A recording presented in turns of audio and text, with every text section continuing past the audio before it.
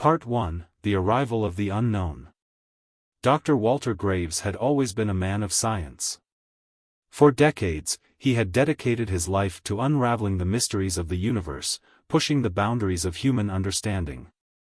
But as the years passed, he found himself increasingly at odds with time itself. His once sharp mind now struggled to keep up with the rapid advancements in his field, and his body, once strong and agile, had begun to betray him.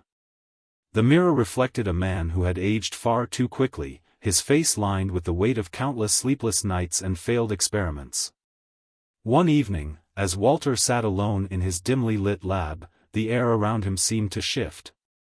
The hum of the fluorescent lights grew louder, and the walls appeared to ripple as if they were made of water.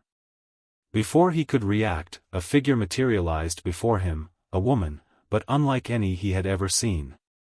Her skin had a subtle silver hue, and her hair, a deep blue-black, seemed to defy gravity. Her golden eyes glowed with an otherworldly intelligence.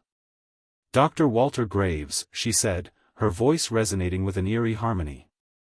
"I am Lien. I have come to offer you a gift." Walter blinked, unsure if he was hallucinating. "A gift? Unless it's a cure for old age, I'm not interested." Lien's lips curved into a faint smile. "Precisely. I offer you time, a return to your prime."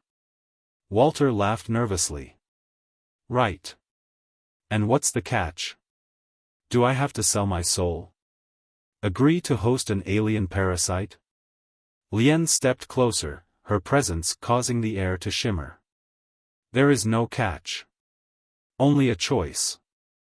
She reached out and touched his arm, and in an instant, Walter felt a surge of energy course through his body.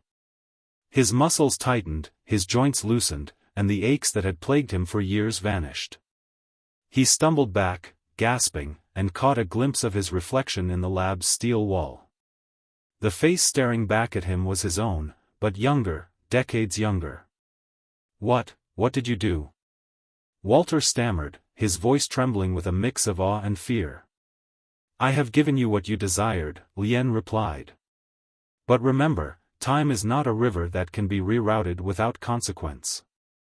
Before Walter could respond, Lien vanished as suddenly as she had appeared, leaving him alone in the lab. He spent the next few hours marveling at his rejuvenated body, testing its limits with a childlike enthusiasm. But as the initial excitement faded, a sense of unease crept in. The shadows in the lab seemed darker, more defined, and he could have sworn he saw one move out of the corner of his eye. That night, as Walter lay in bed, he heard a whisper, a voice that seemed to come from everywhere and nowhere at once.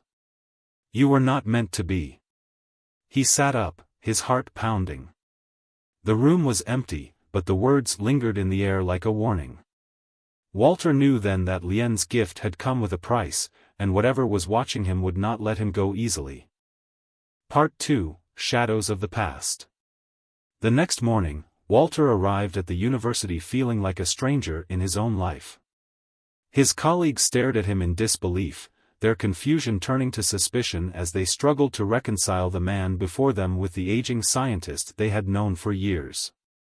Even Gary, the security guard, raised an eyebrow as Walter flashed his ID badge. "You got a son or something?" Gary asked, squinting at the photo. "Nope, just me," Walter replied with a forced smile. "Diet and exercise, my friend." But the real challenge came when he ran into Professor Lin, his closest confidant and fellow physicist. She took one look at him and demanded, "Who the hell are you?" "It's me, Lin," Walter said, trying to sound casual. "Walter Graves." Lin's eyes narrowed. "Prove it."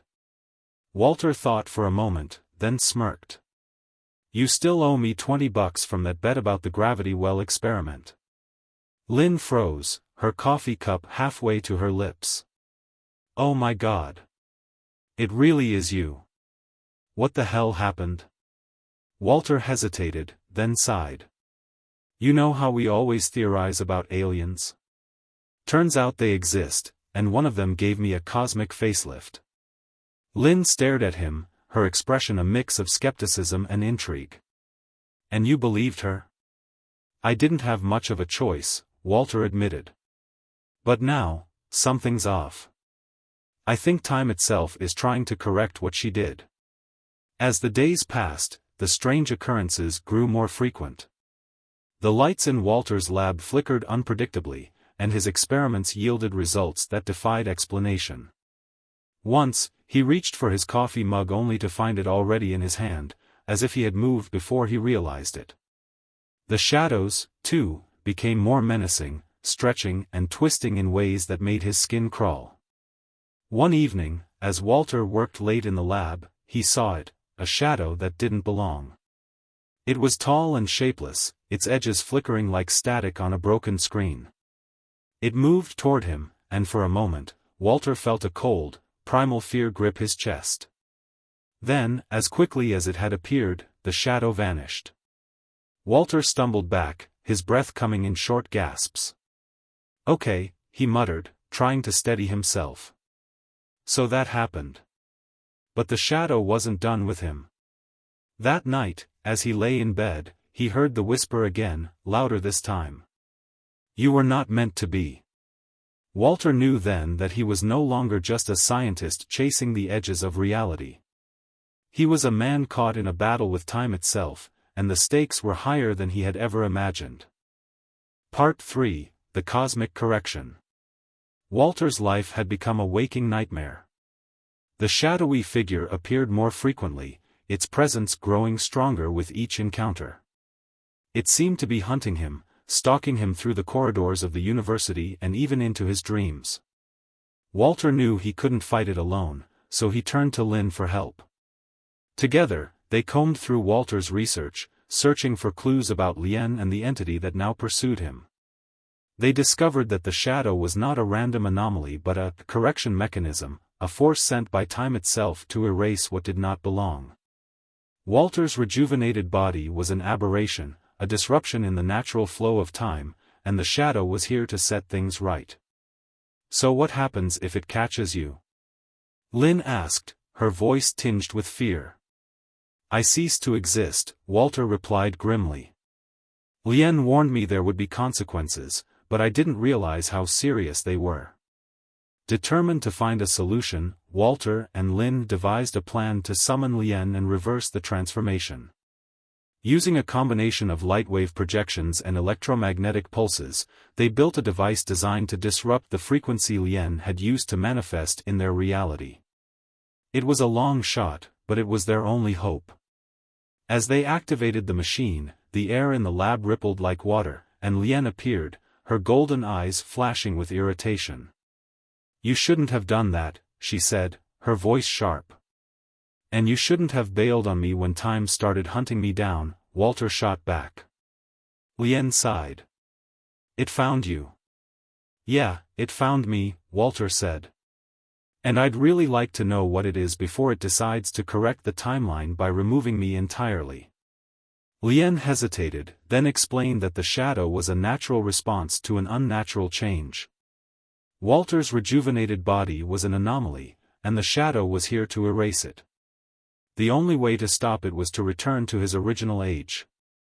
Walter felt a pang of regret as he looked down at his youthful hands. He had grown accustomed to the strength and vitality of his new body, but he knew he couldn't keep it. With a heavy heart, he nodded. "Do it." Lien raised her hand, and warmth spread through Walter's body as the transformation began. The weight of age returned, his muscles stiffened, and the wrinkles reappeared on his face. When it was over, Walter felt a strange sense of relief. The shadow was gone, and he was whole once more. As Lien prepared to leave, she gave Walter a knowing look. "You were given a glimpse of time's flow.